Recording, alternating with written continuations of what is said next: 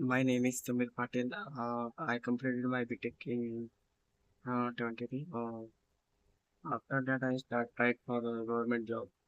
I spent 1 year of preparation for government. Then I want to do a job in IT sector. Then I tried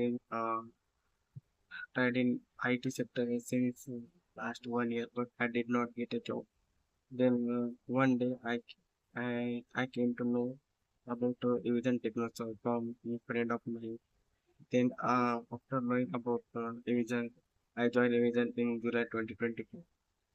After taking a class and training from Evision, I got a job through Evision placement in September 30 with the package of 3 lakh per annum. I am very thankful to Evision for giving me this opportunity. Thank you.